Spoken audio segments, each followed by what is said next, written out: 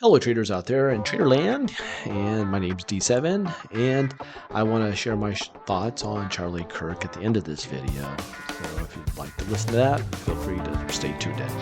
First thing we're going to talk about here is the markets, and I showed you that bullish pennant on the Qs going into the last couple weeks that we did this trading video. You'll remember we talked about this symmetrical triangle at the top of this big leg, and I said these are much more bullish than they are bearish. However, we did see the gap up and sell down. There was a good chance of a sell-off. Instead, we went higher Monday, Tuesday, Wednesday, Thursday, Friday. We continued up. So if you look at this, how many days have we gone up? 1, 2, 3, 4, 5, 6, 7, 8 days in a row. We're long in the tooth. And if you look here and you go here to the RSI, it is getting up here into the area of about 70, which is historically overbought. So why am I saying the RSI relative strength indicator after 8 bars higher and showing a 70 on the RSI? What do you think is going to happen next? Okay, we had this rising wedge. The rising wedge tried to break down. We had a hammer. We bounced up, and then we chopped around building the high, or the what's called a bullish pennant, and that got bullish and it rallied higher. The thing I want to look at here is go to the SPYs. The SPYs came up to this trend line. You can see this resistance were there, and we dojied out on Friday. We dojied after a multi-week run. What do you think is going to happen next? If you go here to the diamonds did something that I do not like at all. If I'm a bull, guys, focus in big time here. Big rising wedge. This is 2 trend lines going up. We have higher swing highs, higher swing lows. It is technically in an uptrend, but it's a condensing uptrend. That is a rising wedge. And we had a major breakout of the upper trend line on Thursday. All is well. We should have exploded higher. Instead, Friday got down and we closed back down below that trend line, giving us a jab. So what do we have here? We have a big rising wedge. We have price action going into the apex of this rising wedge. We had a breakout and then it coming right back. So that's called a jab. There is a high likelihood. I'm going to give it an 85% chance. So it's not 100%. There's a 15% chance I will be wrong here. 85% chance we are going to see a sell-off commence really soon, probably starting Monday.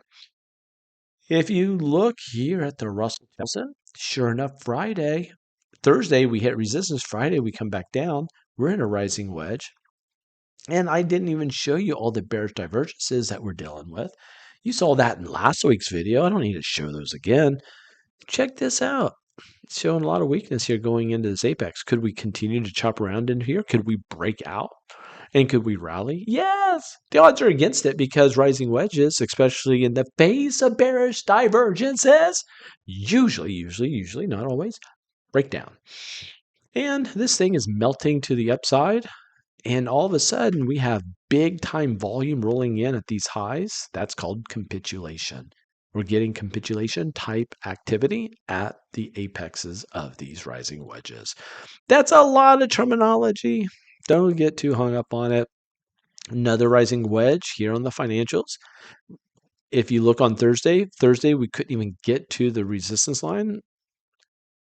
Friday, so in other words, we're showing weakness here, relative weakness by not even getting to the trend line. It's already showing weakness. So that's something that we're showing some problem here. It's, and that this would be interesting. What happens to the remainder of this apex? Will we continue to get price action here, or will we start to break down? I think that we have a better chance of breaking down, guys. I think we do. Quick look here at gold. Continuing its thing.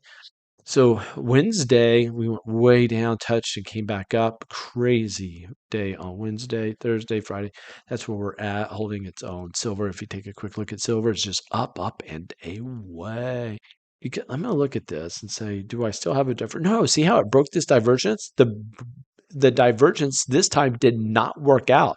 We had a great divergence, and it said Fui on the divergence and broke out. So with that, we don't have a divergence anymore because why? We have a swing high, higher swing high. swing high, higher swing highs. Now it has righted itself. It fixed itself. So that's really good to see. If you look at VIX is still very, very low. We have a big bullish divergence on fear. If you look here, we're at a support line. Look at this. We pulled back to a support line.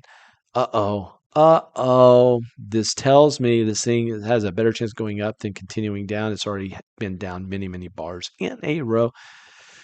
Bitcoin's up to 115. 115. One thing I do want to look at why we're here before I get into Charlie Kirk. Before I do, one thing I want to take a look at here are the weekly charts. And if we go to the weekly charts, I'm using TradingView, by the way. A thing that is so fascinating here on the weekly charts is we broke up on this 2 weeks ago. I mean, look at this. We got above it and we rallied higher this last week. That's pretty bullish. Do you see this?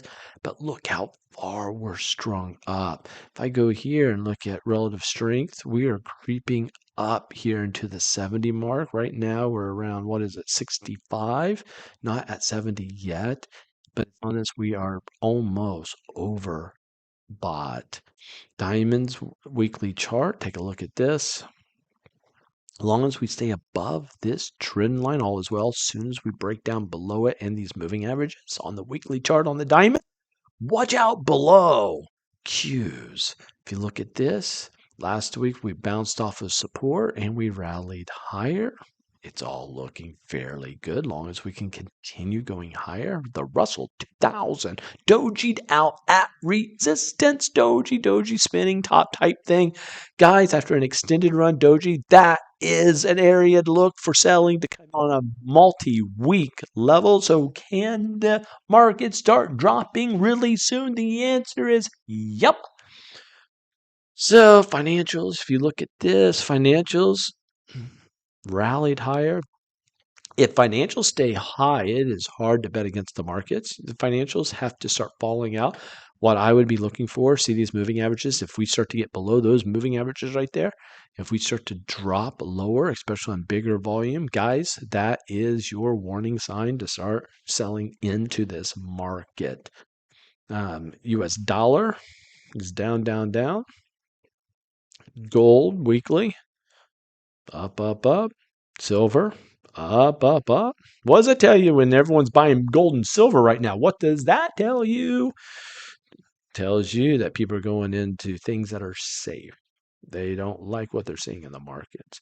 VIX is low, low, low. VIX is really, really low.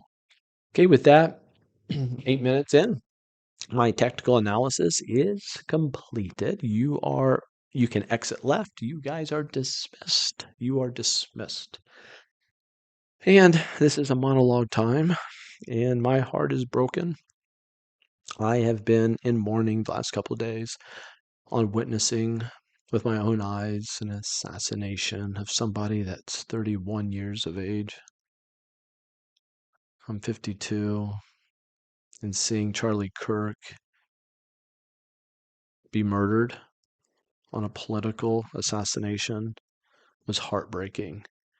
It's one of those things, guys, that I remember I was when I watched 9/11 attacks. I'll remember where I was when I saw Charlie Kirk get killed.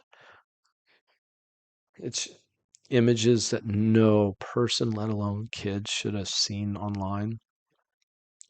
My only thing that I'm grateful for is that it was quick and probably painless. I'm thankful for that. So yeah, this is a video unlike other videos. I just hope that you're okay with me just being vulnerable with you. I hope that's okay. I going to a visual tonight in Tampa. They're popping up everywhere. At church today, we had a lot of people show up that it's almost like after 9/11, a lot of people went to church after 9/11. A lot of people are going back to church after Charlie Kirk assassination. And no place for violence. No place for violence. People should have a voice.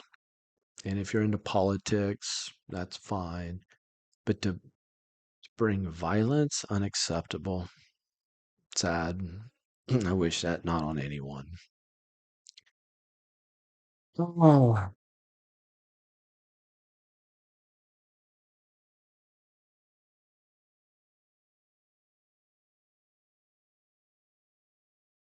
It seems surreal. I've seen Charlie twice. Never really met him. I don't think. I don't think I've met him. Um, but a beautiful family. Man of faith. That's what he's known for. I respect that. I respect that. So, man, that's it. That's it. Nation mourning. Not all.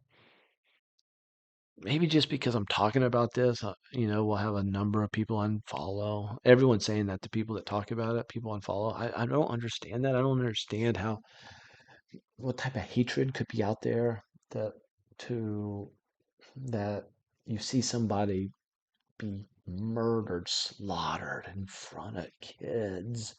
Yes, college students are kids. Our children, think about it, our children are there at the universities, and to witness an assassination, horrific, horrific. And my prayers go out to, Erica, the wife, their beautiful children, the whole team, the turning point. And those people, I mean, think about the guards that were there to protect him and what they're carrying right now that they weren't able to. No one is talking about that. No one. My heart goes out to those guys. Those guys that had to try to stop the bleeding. Those guys that had to put him in the back of the SUV. Those guys that were trying to save his life. Those guys that were probably doing CPR on their friend, on their employer, on the person who they were friends with, the person who they loved. I feel bad for those guys. They did the best they could, but it was an impossible thing. Outside of a miracle from God Himself, that would have been an impossible trauma to come back from. A 30-06. I know what a 30-06 is. And to be shot with that in the neck, no wonder. I was just surprised to see that blood come, how fast it came out. Ah, that's not for here to talk about, but maybe this is therapy for me just to come on here and talk about it a little bit. Oh. But anyway, guys, don't argue, please, on the comments below. Please don't argue.